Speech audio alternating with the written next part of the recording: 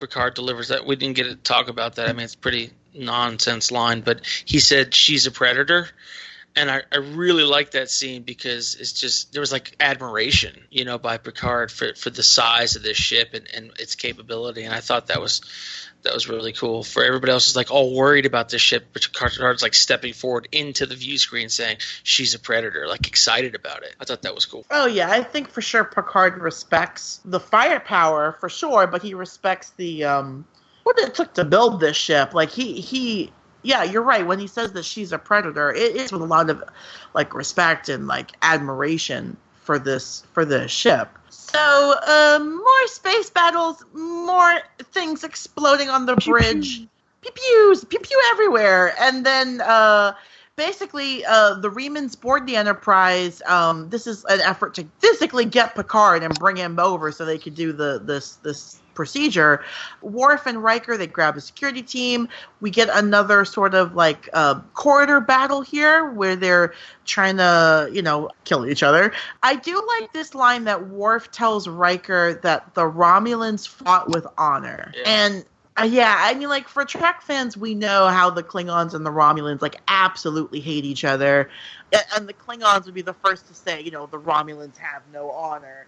But for Worf to say that he felt that the Romulans did fight with honor, that's like a big thing, and even Riker's like, yeah, they sure did. The Viceroy pulls a Luke Skywalker and he dives down this chute in the hallway of the Enterprise to what looks like the basement of the ship, and they are fighting in like hand-to-hand combat on these metal catwalk, which, don't get me wrong, is cool. I do always enjoy when they take you like sort of into the bowels of the Enterprise, like when they show you parts of the ship that you like is not on the tour. Like, no one would really ever see this part of the ship except people like who work there, and I always do enjoy. Yeah, the scene of Riker getting his revenge for violating his woman is I just, it seemed like they forced that, that it had to be like, because didn't you think it was odd when Picard said form a security detail or whatever, and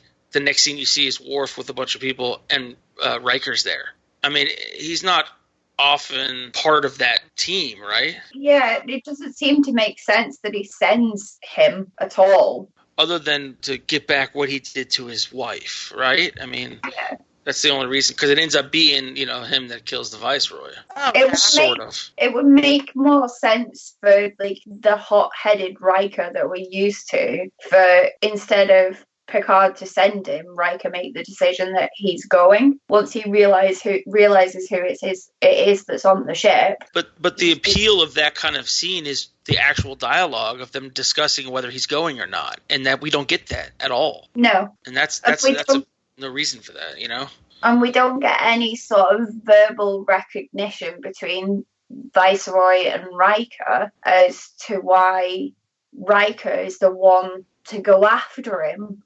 There's no sort of, this is for my wife punch. They say a third of the movie ended up on the cutting room floor, which they always say that when there's problems. And they say a lot of that was character development. And I think one half of that 1/3 was Wesley Crusher being cut out.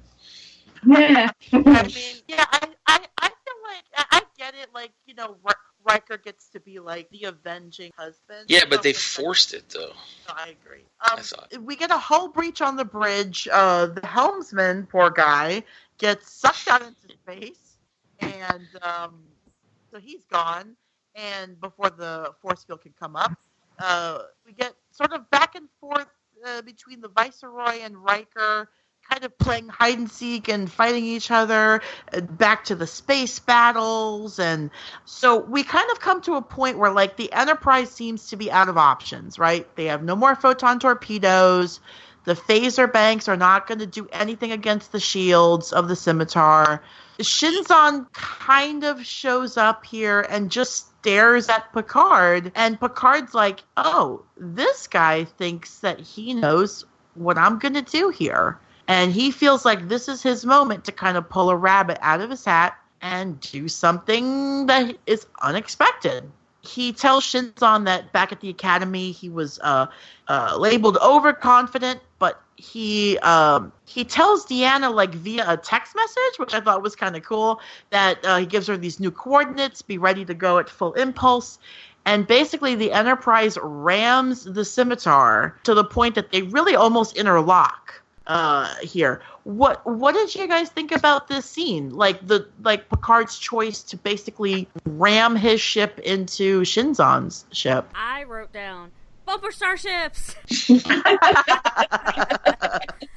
Also him saying him talking about himself when he was in the academy. It's like, God, I would have had such a big crush on him. 'Cause I always just pick the wrong guys. When I much need a seasoned Picard in my life, I always would have gone for the reckless, overconfident asshole, not the sometimes. Mm-hmm. Same. I don't know. I think it's hogwash, obviously. You know, I mean, but at the same time, I loved it. I mean, it's a science fiction space show, and you know, Picard's always this. Oh, you know, they know exactly what I'm going to do, like in Best of Both Worlds. You know, and they're like, well, we can't do anything that we were.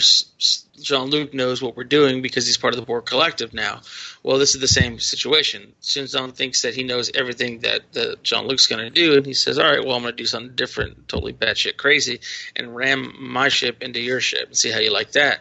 I enjoyed it. Like I said, I would imagine that both ships explode immediately, but I enjoyed it for the movie. Yeah, I think if he had been going any faster, they probably would have exploded. Like if he had been going, I don't know, warp 1, for sure, he would have, you know, they would have just collided and exploded. But I think because he was going impulse power, it wasn't enough momentum to, like, blow up, if we're going to, like, try to science this out. But, like, I think it was just enough to, like, cause, like, the ships kind of interlock with each other. I thought it was cool. I enjoyed it. I thought it was a move that, like, Picard would not normally do. It definitely was very reckless compared to what he normally would do. I think they set it up well in this film, though, because they've set him up as, like, the guy who rams about on an ATV in the middle of nowhere and quite happily tries to drive a ship he's never driven before, a smaller ship on a bigger ship out the window.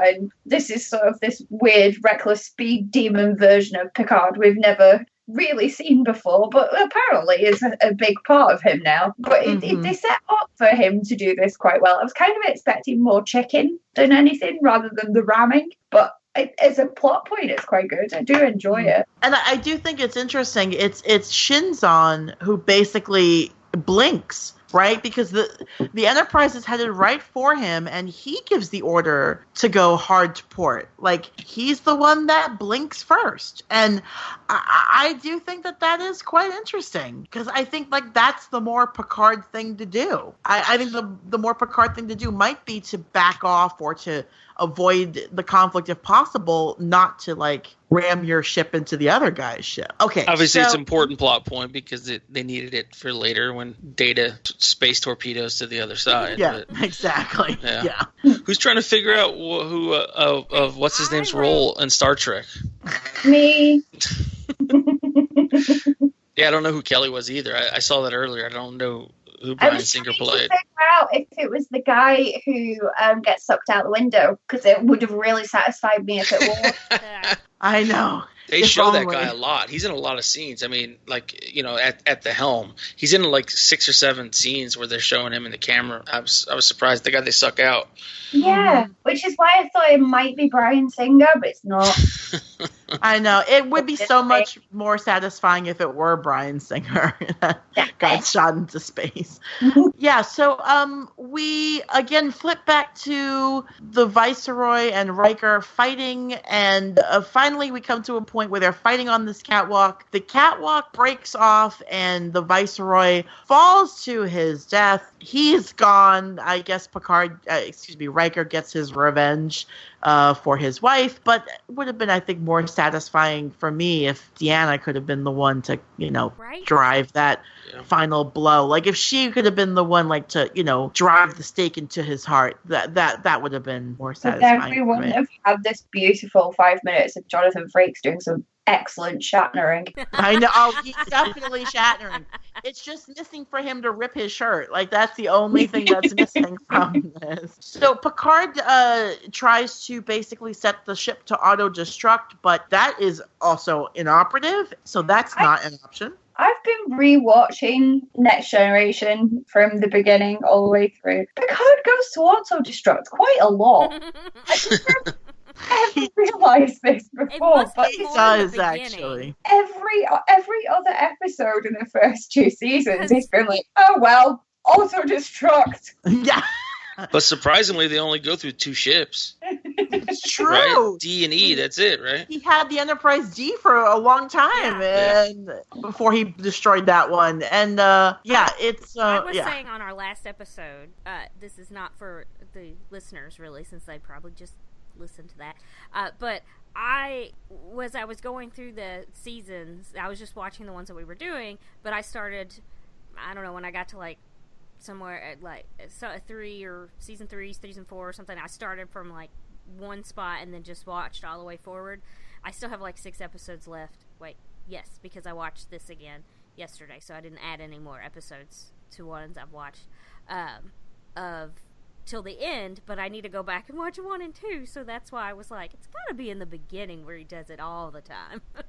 Yeah, it really is. And at the beginning, it's also like it has to be Picard and Riker that do it together a lot. So it's not just Picard goes, don't think I can rescue this mission. Also destruct. Yeah. It's so somebody else has to keep him in check. Auto-destruct doesn't work. Shinzon is now super pissed at Picard, and it's not even about trying to prolong his life anymore. Shinzon's like, you know what? We're going to blow up the Enterprise and then go to Earth. I don't even care what happens to me. And then we get the longest, most ridiculous, boring charging 7 minutes to charge up this weapon. You better hope that, like, no ships are firing at you and you in a place where you have 7 minutes to charge up your stupid weapon. Yeah, but it's not supposed to be for ships, though, right? It's supposed to be for, like, worlds. I mean, I guess, although, I guess that's the point, like, because it can be for worlds, too. I mean, Geordi says it could be for either, you could a ship or a world. But, I mean, you're right. Like, if it's for a world, I get it. You have to charge it up there. It just seems a little, I don't know, it just seems a little silly to me. So, yeah, so they've got 7 minutes here, conveniently. And so Picard grabs a phaser rifle, tells Geordi, beam me over there, which he does, but then, of course, it blows out the transporters. And then we've kind of talked about these scenes a little bit, so we'll kind of just gloss over them a little bit here, but Picard does get aboard the Scimitar. He's fighting his way through to the bridge. We do see Data launch himself through space with no goodbye to anybody, that he's going to go off and die on this Just mission. A bro head nod to Geordi. Yeah, just a bro nod, like, bro. Yeah. Bro. It's been real, bro. I have so many, like, notes. Not, like, a ton of notes, but I have a lot of Yeah, notes go for it. Go for it. So, whenever they go to Shinzon, I can't ever remember what his name is. Whenever, he wants to launch this biological weapon or whatever, and at one point the guy's like, Matrix initiated, and it just made me chuckle because he looks like he's out of the Matrix with this outfit on.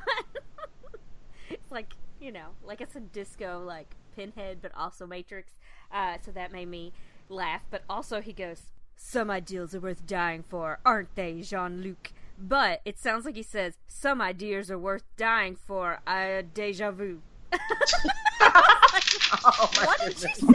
And so I had to read the closed captioning to know what he said, because his words, I'm like, you're such a good actor. Why are your words smushing together all of a sudden? Also, I liked earlier how Steve said that Data, torpedoed himself over there, but I put that he flew like Peter Pan. And also when Picard goes, he goes to F stuff up, is what I wrote. Anyway, that's all my silly notes. They weren't of any importance, but I just wanted to make myself laugh. No. Your notes are very important. I mean that. I'm glad you mentioned it for sure. Yeah, I mean, there's definitely a lot of like stuff happening in these scenes of like quick cut scenes back and forth, and we